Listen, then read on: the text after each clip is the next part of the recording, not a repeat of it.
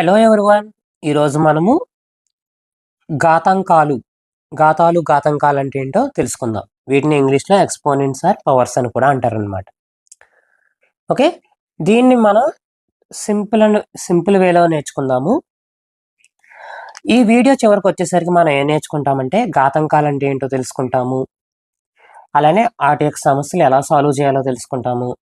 అలాగే ఇవి మనకు నిత్య జీవితంలో ఏ విధంగా ఉపయోగపడతాయి అనేది కూడా మనం తెలుసుకుందాం. ఓకే, మన టాపిక్ని స్టార్ట్ చేసుకుందాం. Let's start. ఘాతాంకాలు అంటే ఏంటి? ఘాతాంకాలు అంటే ఏంటంటే ఇక్కడ ఇచ్చిన నిర్వచనం ప్రకారం ఒక సంఖ్యని ఎన్నిసార్లు అదే సంఖ్యతో గుణించాలో చెప్పేదే ఘాతాంకం అని అంటారు అనమాట. ఓకే, అంటే ఒక సంఖ్యని ఎన్నిసార్లు గుణించాలనేది అదే సంఖ్యతో గుణించాలో చెప్పేదే మన ఘాతాంకం అని అంటాం అనమాట. ఉదాహరణకి రూల్ చూద్దాం. A power n is equal to a into a into a into a and so on. ఇలా ఎంతవరకుని? ఏ n టైమ్స్ వరకు. ఏ అనేది n టైమ్స్ వరకు అదే సంఖ్యను గుణిస్తాం. సో పవర్లో మనకి ఎంత ఉందో ఆ వాల్యూ అక్కడి వరకు మనం అదే సంఖ్యతో మనం గుణించుకుంటూ వెళ్ళడాన్ని మనం ఘాతాంకం అనేది చెప్తుంది అనమాట. ఓకే, ఇక్కడ మనకి ఏ అనేది ఏంటి? బేసు, ఆధారం అంటాం అనమాట. ఆధారం n అనేది ఘాతం అవుతుంది అనమాట. ఓకే, n అనేది మనకి ఘాతం అవుతుంది అనమాట. ఉదాహరణకి 4 క్యూబ్ ఉందన్నమాట. 4 క్యూబ్ అంటే 4ని ఎన్నిసార్లు మనం వేసుకోవాలంటే 4 ఇంటూ 4 ఇంటూ 4 అంటే 4ని 3 టైమ్స్ రాసుకుని మనం మల్టిప్లై చేయాలన్నమాట. 4 4 16, 16 4 64. అంటే మనకి ఎంత? 4 క్యూబ్ అంటే వాల్యూ ఎంత? 64 అనమాట. ఓకే, సో ఇక్కడ 4 అనేది ఏంటి? ఆధారం అవుతుంది. 4 అనేది మనకి ఆధారము, 3 అనేది ఘాతం అవుతుంది అనమాట. ఓకే, 3 అనేది ఘాతం అని అంటాం అనమాట. అంటే 4ని 3 టైమ్స్ రాసుకుని మనం మల్టిప్లై చేయాలండి. అలాగే ఇంకొక ఎగ్జాంపుల్ 2 పవర్ 5 ఉందన్నమాట. 2 పవర్ 5 అంటే 2ని ఎన్నిసార్లు రాసుకోవాలి? 5 times. 2 into 2 into 2 into 2 into 2. So 2 ఇలా రాసుకున్న తర్వాత దీన్ని మల్టిప్లై చేయాలి. 2 ఇంటూ 2 4, 4 2 8, 8 2 16, 16 2 32. అంటే 2 పవర్ 5 అంటే వాల్యూ ఎంత? 32. ఇక 2 ఏంటి? 2 అనేది ఆధారం అవుతుంది, 5 అనేది ఘాతం అవుతుంది అనమాట. ఓకే, 5 అనేది ఘాతం. ఓకేనా? అర్థమైందా అందరికీ? ఈ ఘాతాంకాలకి మనం కొన్ని ముఖ్యమైన నియమాలు అనేవి ఇప్పుడు నేర్చుకుందాము. అందులో ఫస్ట్ది వచ్చేసి ఏ సంఖ్య అయినా పవర్ 1 అని. అంటే ఏ సంఖ్య కన్నా పవర్ అనేది 1గా ఉంటే దానికి మనకి ఫలితం అనేది అదే సంఖ్య రావడం జరుగుతుంది అనమాట.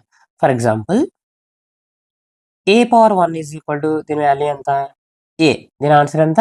ఏ. అంటే ఏ సంఖ్యకైనా సరే పవర్ అనేది 1గా ఉంటే మనకు రిజల్ట్ అనేది అదే నెంబర్ రావడం జరుగుతుంది అనమాట. అదే నెంబర్ రావడం జరుగుతుంది. For example 5 power 1 is equal to 5 అవుతుంది. అలాగే 26 పవర్ 1 ఈజ్ ఈక్వల్ టు దాని వాల్యూ ఎంత? 26 అవుతుంది. అలానే 99 పవర్ 1 ఈజ్ ఈక్వల్ టు దాని వాల్యూ ఎంత? 99. సేమ్ నెంబరే వస్తుంది అనమాట. ఓకే, అంటే మనం ఏ నెంబర్ తీసుకున్నా సరే దాని యొక్క పవర్ అనేది 1 ఉంటే కనుక మనకు ఆన్సర్ అనేది 1 రావడం జరుగుతుంది అనమాట. ఓకే, ఓకే అర్థమైందా? రెండో రూల్ వచ్చేసి మనం రెండో రూల్ చూద్దాం. ఏ సంఖ్యకైనా సరే పవర్ అనేది 0 ఉంటే దాని ఆన్సర్ అనేది అదే విలువ అనేది రావడం జరుగుతుంది. దేనికి? 0కి తప్పని, ఎక్సెప్ట్ 0. ఒక ఉదాహరణ చూద్దాం. A power 0 is equal to ఎంత? ఆన్సర్ 1 అవుతుంది అనమాట. A power 0 is equal to 1. దీనికి రూల్ ఏంటి? A power 0 is equal to 1. For example 6 power 0 is equal to value ఎంత? 1. 12 పవర్ 0 ఈజ్ ఈక్వల్ టు ఎంత? Answer 1. And 88 power 0 is equal to 1. అలాగే 999 power 0 is equal to 1. అంటే మనకి ఆధారంలో ఎంత విలువ ఉన్నది అనేది మనకు అనవసరం. సో ఘాతంలో ఎంత 0 ఉన్నట్లయితే దాని యొక్క విలువ అనేది అదే విలువ అనేది రావడం జరుగుతుంది అనమాట. దేనికైనా సరే అదే విలువ అనేది రావడం జరుగుతుంది. ఓకే, అంటే ఇక్కడ 5 power 0 is equal to 1. So ఏదైనా సరే 0 పవర్ 0 ఈజ్ ఈక్వల్ టు 0 అవుతుంది. సో అది ఒకటి తప్ప ఉన్న ఏ నెంబర్ మనకి ఆధారంలో ఉన్నా సరే దాని విలువ అనేది ఆధారంలో ఎంత ఉంటే అంతే వస్తుంది అనమాట. ఓకే, తర్వాతది ఇచ్చిన రెండు ఎక్స్పోనెంట్స్లో ఒకే ఆధారం ఉన్నప్పుడు ఉదాహరణ ఏ పవర్ ఎం ఇంటూ ఏ పవర్ ఎన్ ఈజ్వల్ మనకి ఏంటి ఆన్సర్ ఏ పవర్ ఎం ప్లస్ ఎన్. సో ఇక్కడ మనం గమనించినట్లయితే ఇక్కడ ఆధారం అనేది రెండింటిలో కూడా సేమ్. సో కాబట్టి అదే ఆధారం రాసుకుని పైన ఉన్న ఘాతాలను మనం కలుపుతాం అనమాట. ప్లస్ ఎం ప్లస్ ఎన్ అని కలుపుతాం అనమాట. ఫర్ ఎగ్జాంపుల్ ఒక ఉదాహరణ చూద్దాం. 2 పవర్ 4 ఇంటూ 2 పవర్ 2 అని ఉందన్నమాట. ఇక్కడ రెండు ఆధారాలు సేమ్ కదా కాబట్టి దాని ఆధారం మామూలుగా రాసుకుని ఘాతాలను కలపాలి. 4 + 2 దేర్ఫోర్ 2 పవర్ 6 2 పవర్ 6. అలాగే ఇక్కడ ఇచ్చిన ఉదాహరణ చూసినట్లయితే 3 పవర్ 2 + 3 పవర్ 3 ఇక్కడ ఉన్న ఇంటూ అప్పుడు మన ఆధారాన్ని మామూలుగా రాసేసుకొని 2 + 3 అంటే 3 పవర్ 5 3 పవర్ 5 అంటే ఆన్సర్ ఎంత 243. ఓకే, అర్థమైనా? అంటే ఒకే ఆధారం ఉన్నప్పుడు గుణకారంలో వాటిని ఏం చేయాలి అదే ఆధారం రాసుకుని ఎక్స్పోనెంట్స్ని అంటే ఘాతాలని మనం కలిపితే సరిపోతుంది అన్నమాట. అంటే ఏ పవర్ ఎం ఇంటూ ఏ పవర్ ఎన్ ఈజ్వల్ ఏ పవర్ ఎం ప్లస్ ఎన్ అనమాట. సో ఇది బాగా గుర్తుపెట్టుకోండి. సో ఇలాంటి రూలే ఇంకొకటి చూద్దాం అనమాట.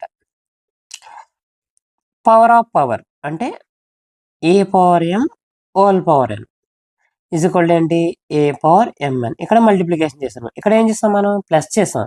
ఎందుకని రెండు ఆధారాలు ఉన్నాయి ఇక్కడ, కానీ ఇక్కడ ఒకటే ఆధారం ఉంది.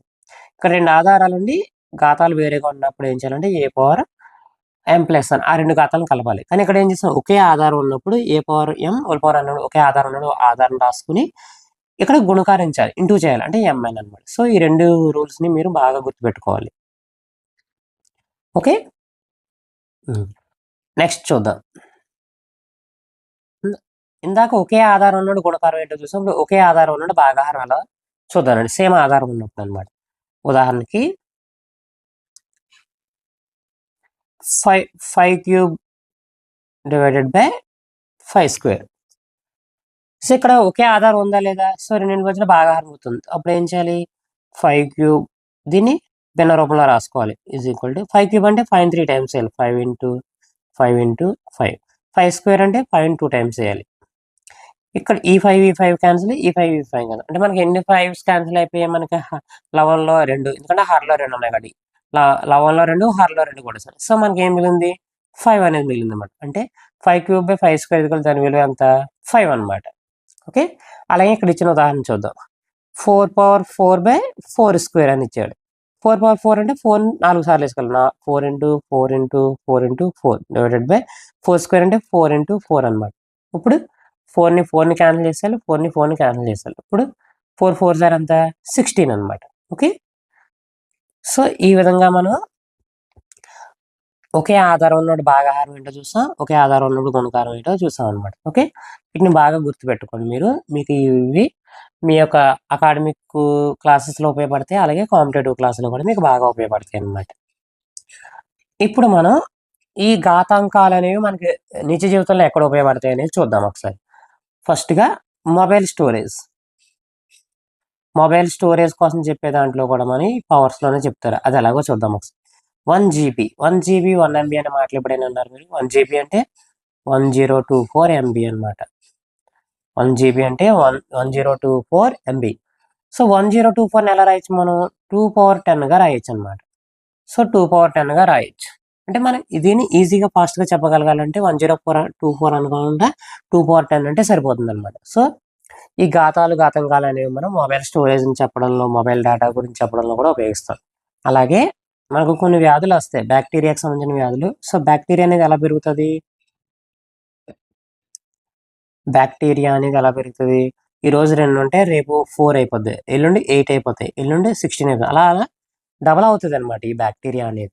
సో ఇలాంటి సో దీన్ని ఎలా చెప్తాం 2 power 1 2² 2³ 2 2 power 4 and so on ఇలా మన ఎక్స్పోనెంట్లో చెప్తే ఈజీగా దాని యొక్క పాపులేషన్ ఎంత అనేది మనం పవర్స్ ఈజీగా చెప్పగలం అనమాట. ఓకే, అలానే డబ్బుకు సంబంధించిన అంటే బ్యాంకులో ఇంట్రెస్ట్ కడతారు కదా. సో మన డబ్బు ఇంట్రెస్ట్ అనేది ఎలా పెరుగుతుంది అనే విషయాలు చెప్పడం కోసం కూడా మనం పవర్స్లోనే చెప్పడం జరుగుతుంది అనమాట. అంటే ఘాతాంకాలను చెప్పడం జరుగుతుంది. సో కాంపౌండ్ ఇంట్రెస్ట్ కోసం చెప్పే సిచ్యువేషన్లో కూడా ఈ పవర్స్లోనే చెప్తారనమాట. సో, కాంపౌండ్ ఇంట్రెస్ట్ చెప్పే సిట్యుయేషన్‌లో కూడా ఈ ఘాతాంకాల రూపంలోనే మనం ఎక్స్‌ప్రెస్ చేస్తారు. అలాగే ఎలక్ట్రిసిటీకి సంబంధించింది. ఎలక్ట్రిసిటీకి సంబంధించిన ఎంత మనం ఎన్ని యూనిట్లు కాల్చాము, ఎంత బిల్లొచ్చిందని చెప్పడం కోసం కూడా అంటే 1,00,000 యూనిట్లు కాల్చామనుకోండి మనం, దాన్ని ఎలా చెప్పొచ్చు 10 పవర్ 5 యూనిట్స్ కాల్చారన్నట్టుగా మనం చెప్తే మనం ఈజీగా చెప్పగలం అన్నమాట. ఓకే. సో, మనకి ఈ ఎక్స్‌పోనెంట్స్ అంటే ఘాతాంకాల ద్వారా చెప్పడం వల్ల మనకి ఏదైనా లెక్కలని మనం ఫాస్ట్‌గా చెప్పగలం. అవతల వాళ్ళకి ఫాస్ట్‌గా 10 పవర్ 2, 2 క్యూబ్, 2 అవి ఈజీగా మనం చెప్పగలుగుతాం అన్నమాట. ఓకే. సో, మీకు ఘాతాంకాలు అనేది మీకు బాగా అర్థమైందని నేను అనుకుంటున్నాను. ఇప్పుడు మనం ఒక క్విక్ ప్రాక్టీస్ చూద్దాం అన్నమాట. క్విక్ ప్రాక్టీస్ చూద్దాం. ఇప్పుడు నేను ఒక లెక్కిస్తాను. ఇచ్చి 5 సెకండ్స్ టైమ్ ఆగుతాను. నాకంటే ఫాస్ట్‌గా ఎవరు చేస్తారనేది నేను చెప్తానన్నమాట. 3 క్యూబ్. సో, నాకంటే ఫాస్ట్‌గా ఎవరు చేస్తారో చూద్దాం. Let's start.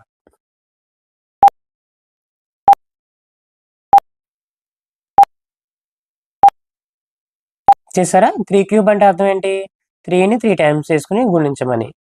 3 into 3 3 into 3 9 9 into 3 27 అంటే దీనికి విలువ ఎంత? 27. ఓకే. అలానే 10 స్క్వేర్ అంటే ఎంతో చూద్దాం. Let's start.